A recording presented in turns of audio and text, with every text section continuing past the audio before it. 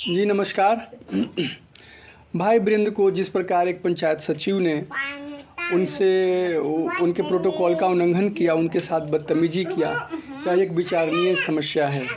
यह एक लोकतंत्र की बहुत बड़ी समस्या है और यह बात उजागर हो गई कि नीतीश राज में जो सरकारी कर्मचारी हैं कितने उदंड और कितने उच्छृंखल हो गए हैं।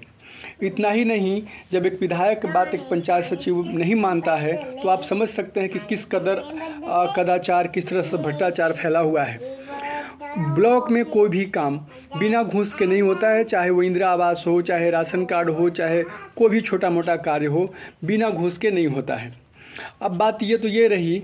अब दूसरी बात, भाई वीरेंद्र आरजेडी से विधायक हैं और उनका अपमान हुआ। ऐसे तो ये पूरे बिहार का अपमान हुआ, लेकिन आरजेडी के विधायक का अपमान हुआ। इस पर तेजस्वी यादव अभी तक कुछ नहीं बोल पाए। ये उनके मौन साधन की बात है। पता नहीं उनको ये समझ में बातें आ रही है कि नहीं आ रही है। यह केवल भाई वीरेंद्र का अपमान नहीं है, यह पूरे पार्टी का अपमान है और इस पे पूरे विपक्ष को एकजुट होकर, इवन सत्ता पक्ष में भी जो लोग हैं जो ये समझ रहे हैं कि ये लोकतंत्र का अपमान है और किसी एक अदना सा कर्मचारी ने, किसी एक छोटे से कर्मचारी ने इतने एक विधायक को, जो कि होम सेक्रेटरी या चीफ सेक्रेटरी का रुतबा रखते हैं, उनके साथ बदतमीजी किया है।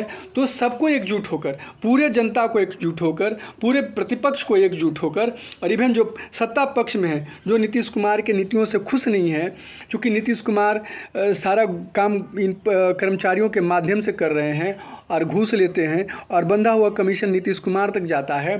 तो इसलिए मैं आग्रह करता हूं तेजस्वी यादव जी से कि वो सबको एकजुट करें इस मामला को।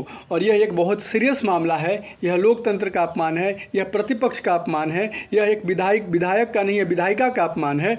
तो सबको ही मिलकर इसका विरोध करें और इस सरकार को गिराने का काम करे और उस कर्मचारी को जितना हो सके बड़ा से बड़ा सज़ा मिले।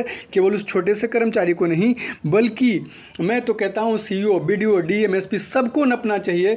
होम सेक्रेटरी, चीफ सेक्रेटरी सबको नपना चाहिए। बताओ भाई, तुमने कैसा बना के रखा है। एक छोटा सा कर्मचारी को ये समझ में नहीं आता कि हम किससे बात कर रहे हैं। तब मामला ये सोचने वाला हो जाता है कि आम लोग किस हाल में बिहार में जी रहे हैं।